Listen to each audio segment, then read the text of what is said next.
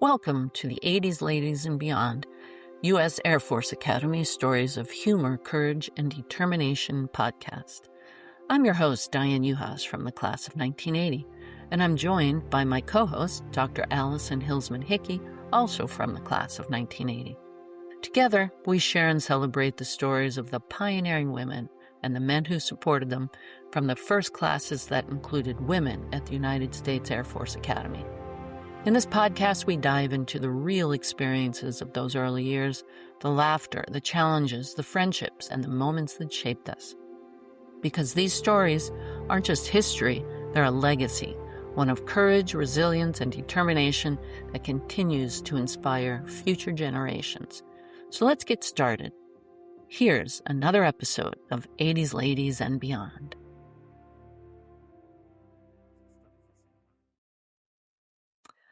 Hello, and welcome to the second episode of 80s Ladies and Beyond. In this episode, we have the honor and opportunity to talk with two of the Air Training Officers, or ATOs, who were our leaders and role models during our first year at the United States Air Force Academy. Our guests today are Lieutenant General retired Terry Walter Gabreski and Lieutenant Colonel retired Virginia Procino Hartmann. So, Allison, hello, and Hi. welcome to our second episode. This is going to be a fun one because these women actually trained us. Are you ready for this episode? Absolutely. And I will just say, I think you probably remember, Diana, that just over 20 years ago, I was on the class of 1980 gift committee, and we were looking for ways to fund projects that we considered profoundly unique to our class. Among the other programs we ended up doing, which was the peer program and the ethics programs, I suggested that we go back and honor the women ATOs, a lot like the men ATOs in the class of 59 had been honored with a window in Doolittle Hall, in order to capture the history of these wonderful women who were instrumental in the effective integration of women cadets at the Academy. No one had ever done anything like that before. In fact, some of the women, when I would talk to them over time, had told me that they sort of felt like they were just kind of quietly and summarily dismissed, with no fanfare, no acknowledgement. And when I went to go look up in the USAFA history office for the history of the women ATOs, there was literally less than one paragraph that acknowledged they even existed. And so I brought that to the gift committee and said, this is uniquely us. We have to do something about that. And they all unanimously agreed and we set to rectify that situation. I found a commissioned artist that did a lot of work in the Pentagon for memorials and glass etchings, and she was thrilled to do this project. And so now there exists in Doolittle Hall, near the window honoring the first ATOs, the men who brought the first class in 1959, is the women ATOs and all of their names. And we made sure to put, because we have to do it ourselves sometimes, the maiden name and then the married name, just so their story, travels across time. And we even went to creating another. We had a little bit more money, so we created a display in Arnold Hall, so more cadets would have visibility of it. And in that respect, I think right now, just to lead us off, I would just like to name all of those women who show up on that window very quickly. So it was Second Lieutenant Paula A. Gathright Roderick, Second Lieutenant Elizabeth Goolsby Stout, Second Lieutenant Irene L. Graff Rathburn, First Lieutenant Charlotte Green, Second Lieutenant Susan M. Hamilton Wright, Second Lieutenant Yardley L. Nelson Hunter, Second Lieutenant Shirley L. Popper Adeline, Second Lieutenant Virginia Procino Hartmann, Second Lieutenant Catherine L. Sheridan Newton, Second Lieutenant Bonnie Stefan Hampton, Second Lieutenant Rhoda Schweitzer Danforth, Second Lieutenant Terry J. Walter Gabreski. And I may have screwed up the little pronunciation on occasion in some of those names, but they'll just have to tell me to get my chin in and my shoulders back and down again. So that said, I just wanted to say, and we're going to hear from two of those wonderful women and professional Air Force officers that made such a huge difference for us today, and I'm so excited to be part of this. Back to you, Diane. Let me tell you a little bit about our guests. Terry Walter Gabreski. She is the daughter of retired Air Force Brigadier General Alonzo Walter and the daughter-in-law of World War II and Korean War fighter ace Colonel Gabby Gabreski. After completing Bachelor of Arts degree in history at Louisiana State University, she joined the U.S. Air Force and attended Air Force Officer Training School, where she was commissioned as a second lieutenant in September of 1974. She served as one of the original ATOs charged with mentoring the first female cadets at the United States Air Force Academy. She had a long career in logistics and aircraft maintenance, where she served as a squadron maintenance supervisor for 3 units, commanded 3 maintenance squadrons and a logistics group, and served at the Air Staff, Secretary of the Air Force, and Joint Staff levels. Prior to her final assignment, she served as commander of the Oklahoma City Air Logistics Center at Tinker Air Force Base. She was the vice commander, Air Force Materiel Command at Wright-Patterson Air Force Base, where she was the second woman to hold the rank of lieutenant general in the United States Air Force. Thank you and welcome. Virginia Procino Hartmann is a lifelong citizen of Watchung, New Jersey. In 1974, Virginia was commissioned as a second lieutenant through officer training school. She became one of the 15 women lieutenants chosen to go to the Air Force Academy to help train the first women to attend the academy. While assigned to McClellan Air Force Base, she served as the manager of the F-111 maintenance scheduling. She then moved on to the Defense Intelligence Agency in Washington, D.C., where she worked in the NATO division. After having her first child, she joined the reserves and served for 16 years in the Pentagon at Headquarters, U.S. Air Force, as a logistics officer. Post-retirement, she campaigned for 12 years for a new library in her hometown of Watchung. This year, 2026, the 100th anniversary of the founding of Watchung, a new library is under construction. She now serves on the board of directors of the Somerset Hills branch of the American Association of University Women, an organization dedicated to the advancement of women. So welcome both of you to this episode. Okay, let's get started. So it's been 50 years since you started the journey to, break the barrier, allowing women to enter the service academies and, be our mentors and role models. So we want to hear what it was like for you from a first-person perspective. Virginia, or Ginny, you were actually mine and Allison's air training officer in Demon Squadron as basic cadets. And, I got to tell you, I was a little scared of you. I knew you meant business. So you were doing something right back then. But yeah, do you remember us, like us, Allison and I, by any chance? Absolutely. I've seen Allison a few times over the years. I went to Allison's retirement. And I remember all of the demons. And I loved you guys. And I see you once in a while. When I was still serving in the Air Force, I would run across the class of 80s and demon women in the Pentagon once in a while. Sure. But absolutely, I remember all of you. Yeah, I saw you were assigned to McClellan, but we weren't there the same years, unfortunately, because I was too. That was my first assignment. So yeah, after tech school, but yeah. All right, so let's start with a little bit about about how you heard of the opportunity to even be selected and be an ATO. What was that like? What was that process like for you? It was not a very long process. I heard about the assignment like in the beginning of December, and I was at the academy in January. But when I first arrived at my assignment at Craig Air Force Base, I was the fuels officer. A field grade woman officer came to Craig. She must have been TDY.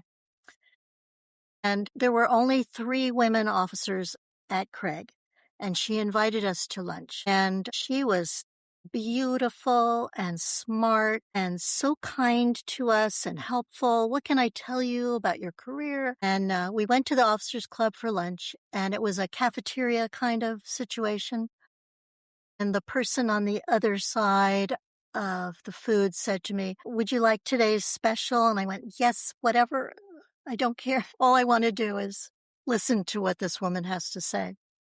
So we sit down and begin to eat, and I look down, and what is on my plate? Liver and onions. But I don't care. I'm not eating it. It doesn't matter. I just want to listen to this woman. She was wonderful. And about a year later, she called us and told us the Air Force Academy is looking for second lieutenant women who are single and under the age of 27. You guys should apply. Well, one of the three of us was getting married very soon, and the other one was more than 27 years old. She had had other jobs before she joined the Air Force. So it left only me. And so I called, and they gave me an interview appointment right away. They said, go to the Air Force Base photographer, have a full-length picture taken of yourself, and bring your gym clothes for the physical fitness test. Jumped on an airplane. I went. I had an interview with then Colonel McCarthy, later General McCarthy. I only remember two things he said to me. One was that he thought I looked better in real life than my picture. I don't know what to say to that. Thank you. And then he said, no matter how I describe this job, do you realize it's worse? It's going to be bad, very difficult. And I said, yeah, I think so. And, but I promise you I'll do my best. And then someone brought me to the window on the 6th floor of Vandenberg, and they pointed way, way down to the field house. And they said, walk down there and take your physical fitness test. Craig Air Force Base elevation is like 16 feet. So I start walking, and I get about halfway down those 200 steps, whatever it is. And I'm out of breath, and I'm going downhill, and I'm like really worried. This is not very hard to do, and yet I'm out of breath. But anyway, I went down there, and I did my very best, even though it was really difficult. I felt like I didn't get any air, but you get one try. That's it. And then I flew home the next day back to Craig, and I coughed for a week because of that cold, dry air, which in Alabama it's warm and wet. And within a week or two, they said, you're hired. And less than a month after that, I was in Colorado. So it was a very fast. I don't know when the other ones were hired, but I was towards the end. Wow, that is a story. So is it true, did ATOs have also, besides the age requirement, have to be single? That was the goal. Now, Shirley was married, but her husband was remote. So it's like she would never see him. So I guess they thought that was close enough to single. Okay. I think that's all. The age and the single was maybe to be more relatable. Yeah, absolutely right. Young women. Yeah. Wow. Thanks. Terry, let's bounce it over to you. Let's hear your perspective. How did you hear about it? What was the process like, etc.? Yeah, I was stationed at Eglin Air Force Base as an avionics maintenance officer, and I was looking forward. I had done a tour when we brought the Vietnamese refugees back to the U.S. I had done a tour to be one of the first 3 people to start their camp. That was our Air Force camp. And so I was looking forward beyond my avionics maintenance squadron, and I wanted to go to the Air Force Academy. Dad had been an AOC in the mid-60s. I went to 5th, 6th, and 7th grade there. And so I knew I wanted to go there. But every time I went to what we used to call CBPO, they would say, oh, well, you have to have a master's degree or a PhD, and you got to be a major. And I'm like, well, that doesn't sound right. And I ended up, Colonel McCarthy had worked with my dad as an AOC, so I just called him up. He didn't know me from Adam. I said, hi, sir. you don't know me, but I just have a question. And I explained who I was. And he goes, yeah, what do you want to know? And I said, I want to be stationed at the Air Force Academy. And I told him what I just told you all. And he goes, boy, did you call at the exact right time. He says, and he told me that, they were starting the program just as you described it, and asked me to come out for an interview. So I did, and it was a very interesting interview because, it was like Ginny's, but I mean, he says, you can call me Jim, and I'm a second lieutenant, right? And I'm looking at him going, no, sir, okay, you passed that test. And I was like, and he looked at me, he said, how's your love life? And I was like, I don't have one. He says, perfect. So, it was a kind of a broad ranging interview, and I went home, and the good news is I got to be assigned to the Air Force Academy. Wow.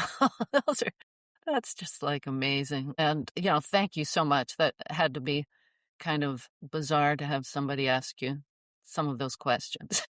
Yeah. Not back in the day. I mean, That's true. Yeah.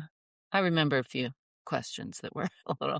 I mean, that's when even when you got pregnant, you had to get out of the Air Force. So asking how your love life is by far not, out of They're just like the box kind of thing. Right. Thank you, Allison. Yeah, so that got you up to arriving at the Air Force Academy to start going through. They wanted to put you through the experiences of the training elements that we would be going through. So again, we could relate. You would understand what we were going through, and Janine, now I understand why you knew why I was always out of breath was okay, because I now know you had experienced that. So thanks for sharing that. But so Terry, tell me a little bit about your training experience when you got there on the ground. What they put you through. What were your reactions to it? How did you feel like that related to your ability to then bring us on into our training programs? Just tell me a little bit about the training that you went through and what you thought of that, and especially as it either stayed the same or made some changes when we came in. Yeah, no. From January of 1976 to June, when you guys got there, they put us through BCT, basic cadet training, just like cadets did. We were owned by a cadet cadre. They took away everything except our rank. We were allowed to wear our rank, but for all intents and purposes, we were basic cadets. All of us except one ATO, Susan, got our hair chopped off, and we lived in the dorms. They took our BAQ and our BAH, and we lived in Vandenberg Hall and did everything basic cadets would do. And we went to Jacks Valley. We did SAMIs. We did IRIs. We called minutes. We did shower formations. We did Siri. That was interesting because one of your questions, Allison, is, what were cadets' reactions? And again, we were there to absorb any hatred and all of that because there was a lot of that going around. And since we lived between 1st and 2nd Squadron, we were frequently had cadets peek in, and this was when we were about to go on the trek for Siri, and guy stuck his head in and he said, I thought you guys were going on the trek to Syria. And I said, oh yeah, we're doing that by correspondence. And I mean, that afternoon, that was all over the cadet wing, and Colonel McCarthy called us and he said, somebody started a rumor that you guys were doing this by. I said, sir, you should find that person and punish them. So yeah, we did everything that basics would do. That march to Mitch's, got oinked and mooed at by cadets changing classes. It was, and for me, I kind of knew what to expect since my dad had been an AOC and a group AOC, so I didn't find anything onerous. Like Jenny, we all kind of, struggled with the athletic part, and then when you guys got there, our roles changed. We were back to being officers, didn't have a cadre. We were assigned to specific cadet squadrons and were advisors, but in the end, I guess you guys have used the word mentors. We were assigned to be surrogate upperclassmen and role models.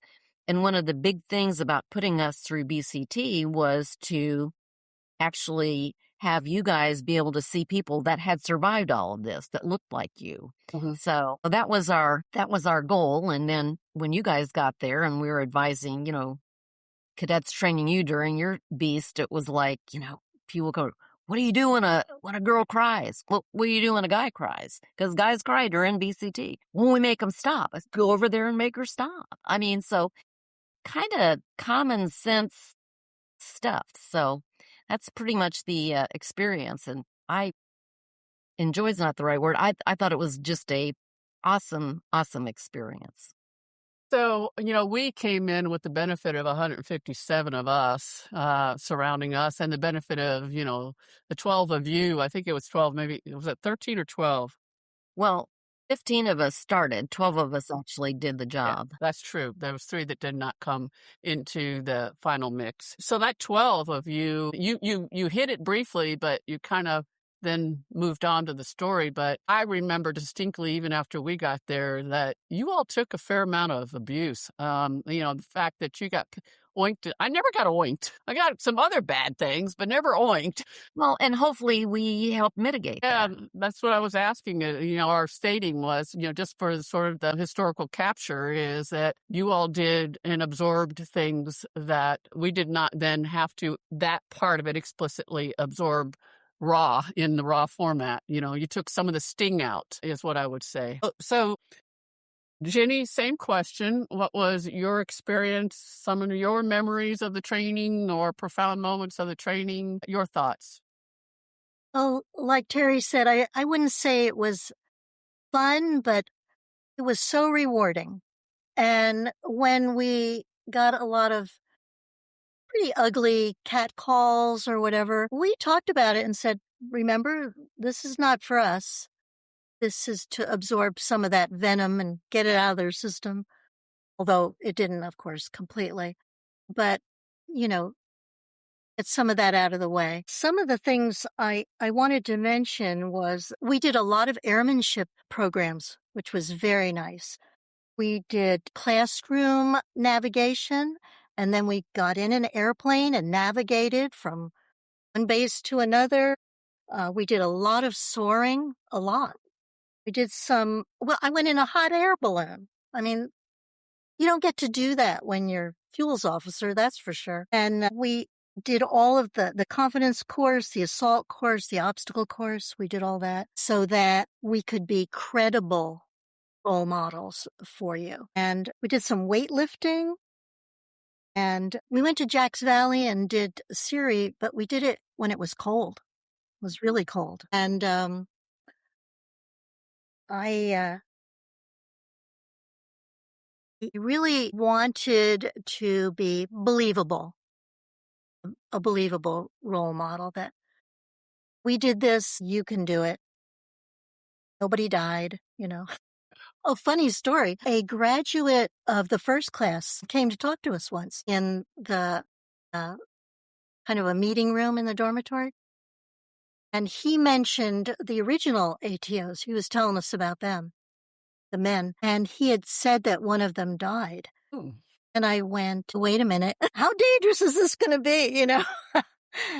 It turned out it was unfortunately a flying accident. So, I mean, that happens in the Air Force, but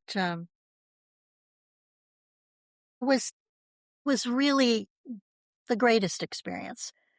And Siri, I think especially, was very, very good for us, and we learned so much.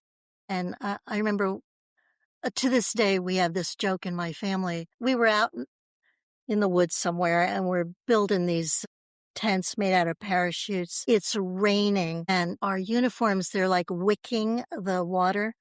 So it's going up our fatigue pants little by little, gets past our knees. It's awful. It's cold and it's wet, and people are grumbling a little bit. And the trainer said, oh, well, if you're feeling unhappy, it's because you're not hydrated enough. And so now when like really terrible things are going on and somebody says, oh, this is horrible.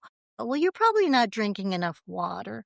That's the only reason you feel bad. But I think the training was pretty accurate and pretty comprehensive. Of course, it's not the same, not exactly the same. It never could be, but it was, I think, close enough to make us credible.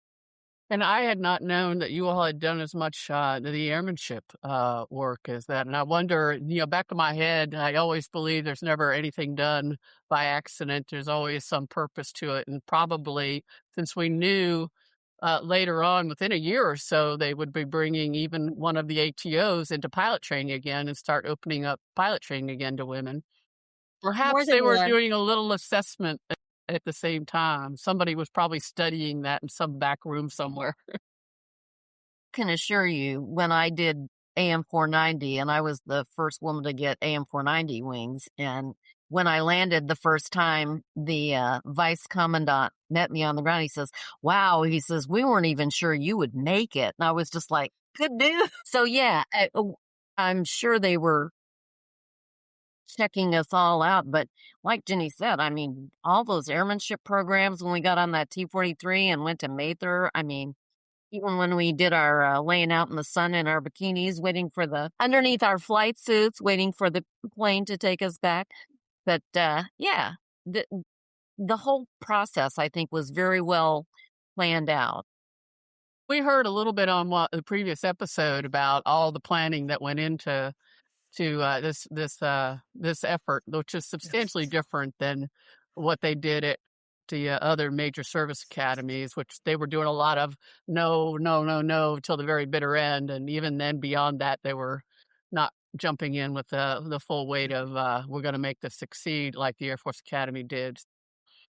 So we understood even that you all were part of that really good planning effort. And it was an intentional thing to bring you all into being leaders for us. So with that said, on the training, let me pass it over to you, Diane, to take the next set of questions focused on beyond the initial training. Yeah, so thank you. Jenny, everything you just described, really now, 50 years later, I understand why you guys did instill a sense of you can do this because you did it, and that is what the Air Force was intending. Wow. So no, it was, my opinion, very effective. Yeah. So we kind of touched on some of this already, but so once all of your training was complete and then you transitioned into training us, I just was wondering how that worked. Were you all involved in, any of the planning or decision-making, et cetera? How did that kind of work? How were you assigned to basic cadet squadrons or eventually cadet squadrons? Jenny, let's start with you. We were not involved. We were said, you will go on A and you will be on B. And I was in D for demons. We had no input as far as I know. There was no, Bonnie offered to switch with me. And she said, you don't want to work with Tommy Hartmann. He says, he's terrible. It would be awful, but I know him and it would be okay if we'll just swap. And I said, I've never met this guy, but I know if we swap, somebody will get in trouble. I said, I don't need any trouble. I said, no, I can do it, And so we met June 27th, 1976, almost 50 years ago. And we'll be married 50 years next year. So that worked out. Yeah. And they said it wouldn't last.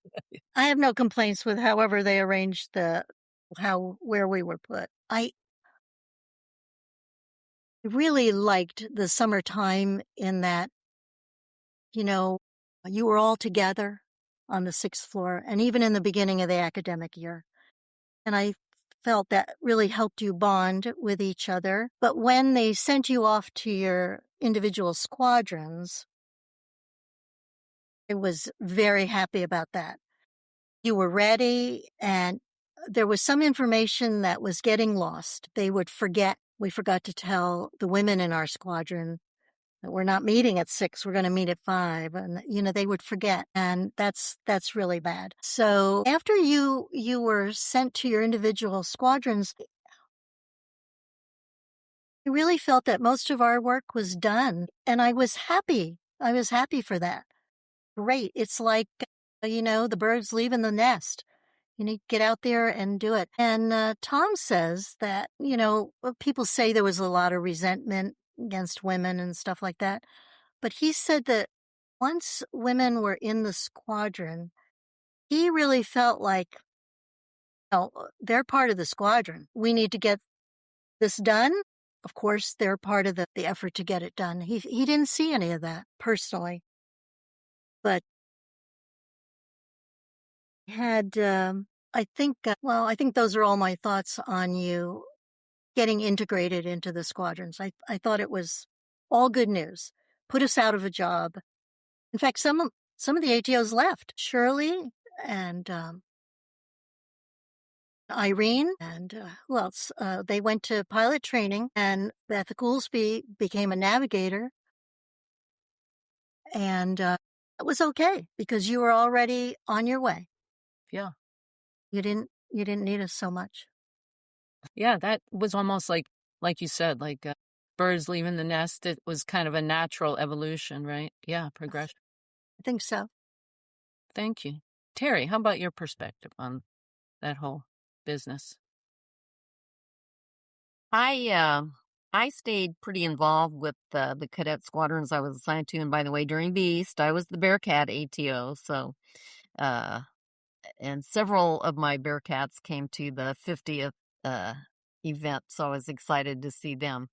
But no, I felt like when it was very important to transition you all into your squadrons because there was all kind of rumors rampant in the cadet wing that you guys were getting special treatment. You weren't having to do the same stuff as everyone else. So the important part was to put you in the squadron where they could see you're getting all the same good deals and bad deals as everyone else. And that was one of our jobs, was when you were living on the 6th floor, was to make sure you did get all the good deals and bad deals. And no, I thought that was an important transition. But no, I stayed involved. I was ATO for 14th Squadron and then 35th Squadron, so I was Wild Weasel. Went to their squadron meetings and answered questions, and so I thought that was an important part of our follow-on role. That again, we're back to being officers and advisors, and I thought that was good that they had assigned us specific squadrons as well. So, and I left on of 77? yeah. So went to SOS. So, Wow. and again, our job was to work ourselves out of a job. And once you guys were upperclassmen, then we moved on. Right. Yeah, thank you. Pretty much, I guess, the same type of roles, right, that the male ATOs played, but this was on a smaller scale. Yeah. I would add one thing. I was the cheerleading sponsor, and so I got to go to West Point when we play with our cheerleaders. And exactly what Allison was saying, what I observed there is their women, they were wearing their mess dress skirts wrong with the slits down the front. They had, Yeah. they didn't have any idea of how to integrate. I felt really bad for them. Yeah. And by virtue of the fact that the Air Force Academy had the lowest attrition rate of women, Cool. I mean, I like to think that had something to do with us being there and you guys being able to identify with us. So yeah, I felt really bad for the women that I saw and talked to at West Point. Yeah, that makes, that Forgotten you were our cheerleading person. Well, thank you for that. That was one of my places that I went to just go be normal. exactly. All right, Allison, go ahead. Yeah. So we talked a little bit about some of this, but I think this is sort of a summary conversation that, as you've been reflecting back over 50 years, and I know you've had a chance specifically in relation to the 50-year anniversary and some of the other events you've come back and attended with our class. So what When you reflect back on the sort of historic significance of what happened and the important role, a part you played in it, how does that make you feel? And if you could point to one of your funniest or favoriteest or worst or scariest, you pick one of those or all of those memories that, you think about more than once, what would it be? And I'll start with you, Terry. Yeah, I think in my mind, one of the biggest challenges was the attitude of the cadet wing. But I think most of us sort of, we knew that's what we were there for. We shrugged it off, addressed it with humor, like the whole we're doing Siri by correspondence thing. And so that was a challenge, but we knew that's why we were there. One of the reasons. And I did not feel pressure to succeed. We were having the opportunity to do all kind of awesome stuff we would have never gotten to do as women in the Air Force at that time. I guess one of the more interesting things, we had a media day. We were all lined up and the press could talk to us and ask us questions. And this was early in our assignment. And one of the reporters stood up and said, "I'd like to ask Miss Walter, is it Miss or Mrs.?" And I just looked at him and I said, "It's Lieutenant." And everybody went, "Ooh," because they're not used to using our rank. They're more worried about, is it Miss or Mrs.? And we ended up doing a lot of those kind of things to sort of turn people's thinking around, that women in the military, it was more than just about being married or whatever. So yeah, I guess I didn't have any scary situations. Oh, well, except when we were doing the POW camp, one of the football players grabbed me by my BDUs and slammed me up against the wall and I couldn't breathe. So I had to call an academic situation. And, so, and it's that kind of thing, the men getting used to, just, you could do that to a guy maybe, but we were a little bit lighter and smaller. Yeah, nothing traumatic at all. I don't wake up at night shaking for any reason because of being an ATO. Great. And Ginny, your thoughts, same question, sort of what, the difference it made, historical significance when you think about that, and then any one of those four categories or all of them. I didn't treat really the air training officer assignment any differently than I had my other assignments. I didn't feel any particular pressure. I mean, you get a job in the Air Force, you go in there prepared to do your very best, right? You do it every day, you show up. I was never sick. I was never injured. I showed up every day and did my best. I think a funny occasion that illustrates the attitude still of men was when we were in prisoner of war camp. Someone is supposed to try to escape. So we had this plan that we would stage this horrible fight. The ATOs would roll around on the ground and pretend to beat each other up, and this would provide a distraction. And then Paula, she's like 5'11", and she would boost me over this wall and I would escape. And it all went according to plan. There they are rolling around in the dirt, pretending to kill each other. And someone told me later that they were convinced this was true. I guess women, you put them in this situation, they go nuts. They start killing each other, And, but anyway, I escape, and then they couldn't figure out who was missing. Which one is gone? Like, we were sometimes this blob of people, they couldn't discriminate who was who, they were just all those women, But anyway, I went to this building you were supposed to go to, and my reward was supposed to be a donut. I was looking forward to it, frankly, and I got there and I said, "So, here I am, where's my donut?" And they said, "Well, you guys, you took so long to escape and all that, we ate them all." I said, really? They offered me a piece of white, like Wonder Bread. I said, no, thank you. No, it's my donut or nothing. But I thought that the fact that they swallowed that fight, hook, line, and sinker, Yeah. and they couldn't quite figure out who was missing, I think that tells you a lot about some of the attitudes that were rampant at the time. Well, I appreciate the fact that you all thought creatively. It reminds me of other things in my career where somebody said a woman couldn't do something, and two women put their heads together and did it. you know, so that's some pretty good stories and some pretty good memories that we can hold on to as we continue this dialogue. Back over to you, Diane. You're going to ask a question I really want to hear, so let me let you ask it. All right. Thank you, Allison.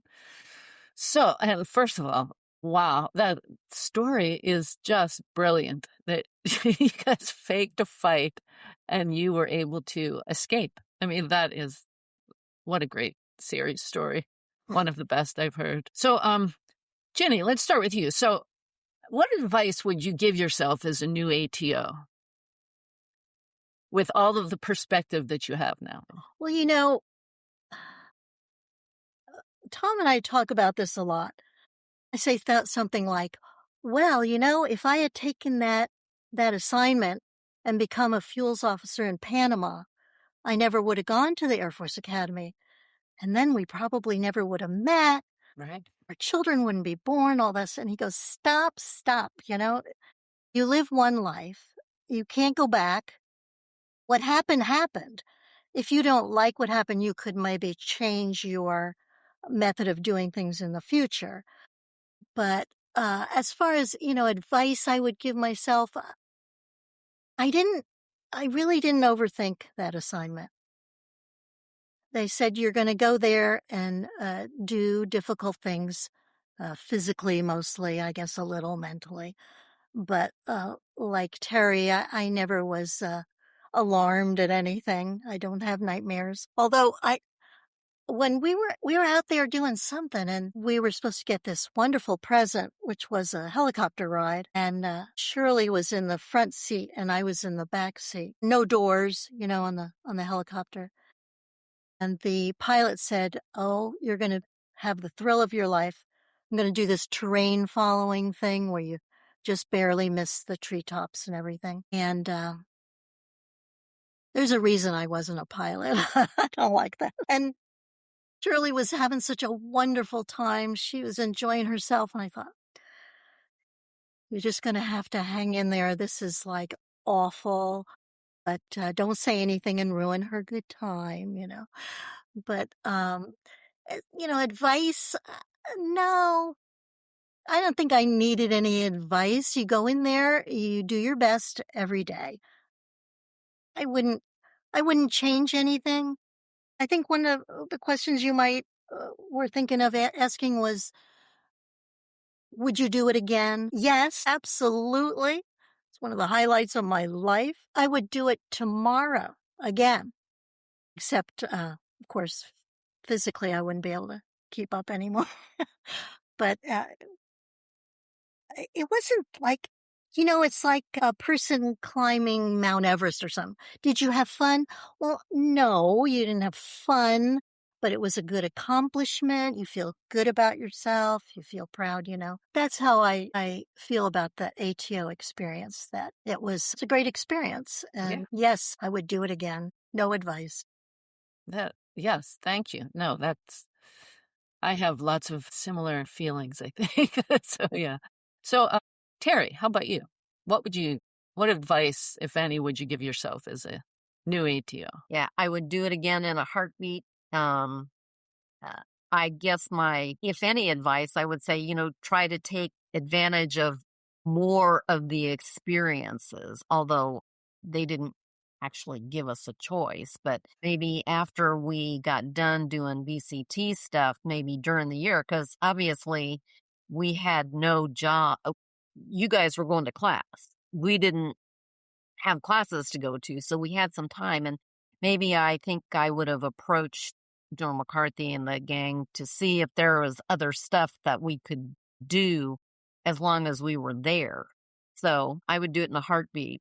I would go back to the POW camp. One of the least happy parts of that for me is, which they couldn't do today, is I was the camp commandant's whore.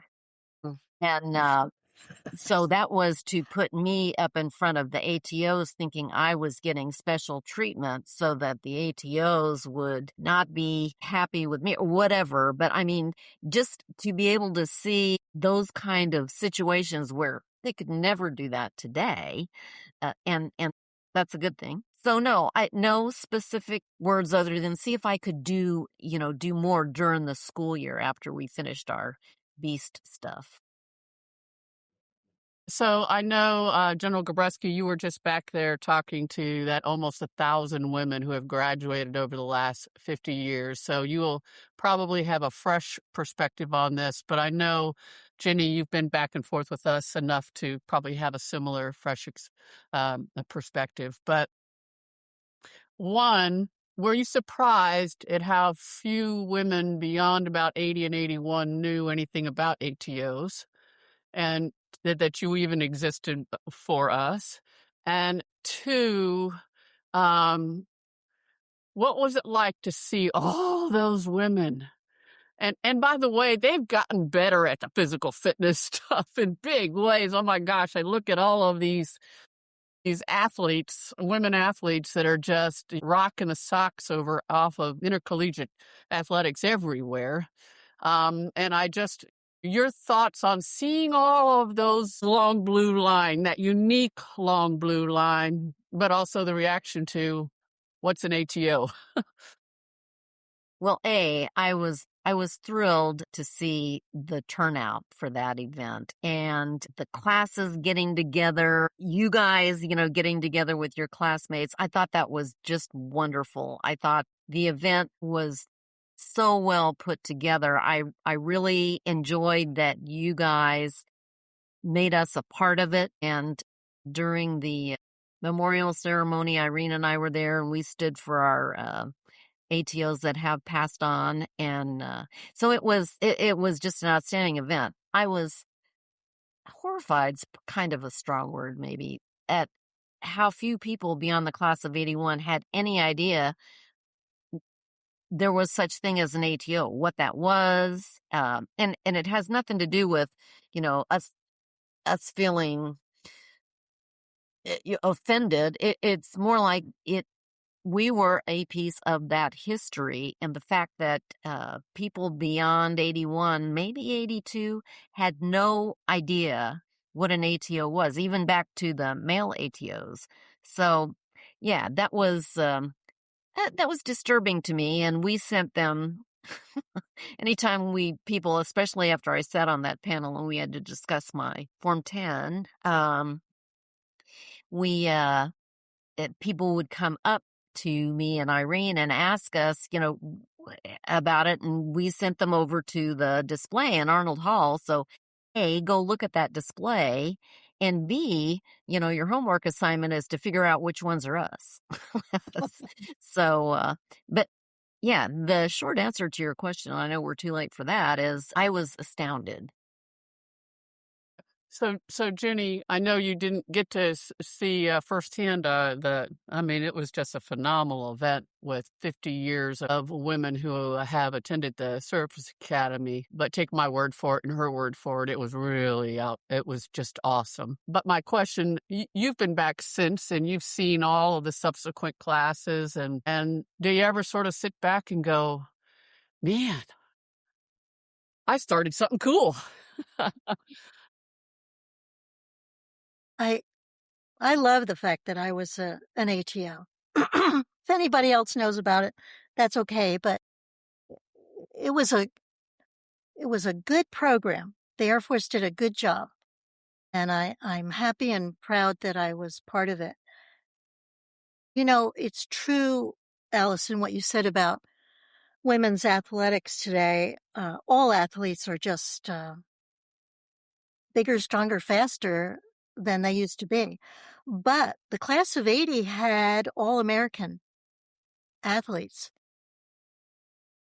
That's pretty good. The first time women are ever in an institution to reach that level. So I wouldn't minimize the athleticism that your class had either. I went to the 45th reunion brunch that the 80s women always have after their reunions. And there were quite a few people there. Maybe 4 or 5 ATOs were there. And people briefly introduced themselves, said about their careers, and after what they were doing since they retired. I have never been in a room of such remarkable women in my life. Not only did they have great careers, but after they left, stupendous examples of volunteering in their towns and states and federally, doing wonderful things for women and everybody else. The Air Force Academy must be doing something right because they were just a whole room full of remarkable people. Not just nice women, good mothers, good workers, whatever, just remarkable, off the scale. And to have been even a small part of that, to help that along, it's nothing but make me happy. It's a great thing. Great. Great. And that's a bit of the experience we were having in that bubble of just amazing women here a couple weekends ago. So, Diane, back over to you to close us out, I think. Yes, thank you. Well, I just want to thank everyone here. Terry and Jenny, thanks so much for your time and sharing the stories and the perspectives and the history of the ATOs at the Air Force Academy. Does anyone have any closing comments? You know, I would like to mention that when we arrived, the class of 1976 was about to graduate. That was only the 18th class to ever graduate from the Air Force Academy. The institution was nearly brand new, and they did such a great job of integrating women. You know, part of that, I'm not sure if it's true, but it's always been my opinion.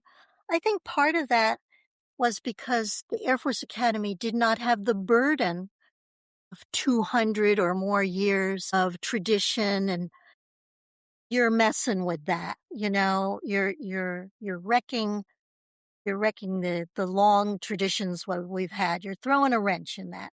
Whereas the Air Force is our newest branch of military. It's our newest academy. And now we have cadets who go into the Space Command. I think because they're younger and a newer institution, that this helps them. This helps them with new programs. It makes them more eager to start new things. Yes, I would agree with that. Yeah, they weren't entrenched in their ways back in the 70s. Terry, any closing remarks? Yeah, I guess I would just say we haven't discussed it, but I think as an ATO, I also developed a kinship with the men in the class of 80.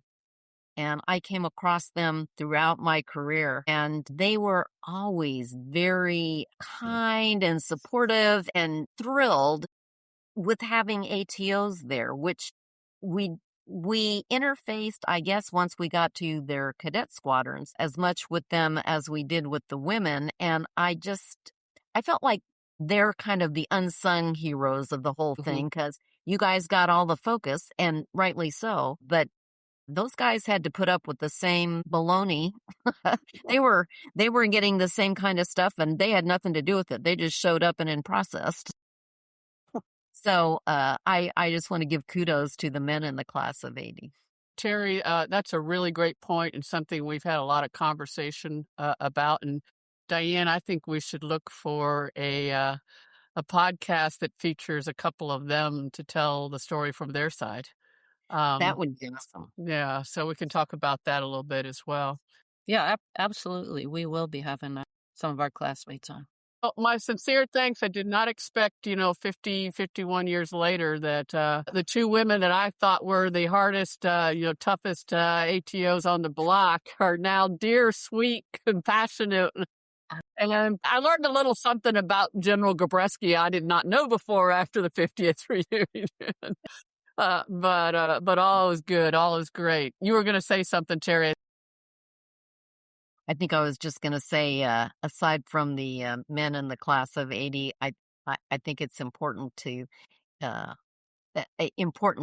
bring them on, and the other people that might be of interest are the boys in LCWB class of 79, and get them to give them perspective. I pinned on one of their classmates to Brigadier General when I was on active duty. Then he had a bunch of classmates in there, and I just looked in my remarks. I said, I was there with you guys with the ATOs, and man, we finished that in a year and a half. What took you guys so long? And that did not go over well as a comment. But anyway, that would be an interesting perspective. Yeah. Yes, golden. Okay, well, thank you so much. I am going to wrap it up. So in our next episode, we will begin talking to our classmates to hear their unique stories of applying for, entering, and spending their 4 years or so at the Air Force Academy. So look forward to that good episode coming up. Thank you. Thanks for joining us for another episode of 80s Ladies and Beyond Air Force Academy stories of humor, courage, and determination. We hope these stories inspired you, just as living them inspired us. Be sure to follow, share, and join us next time as we continue celebrating the legacy of the women who helped shape the Academy's history.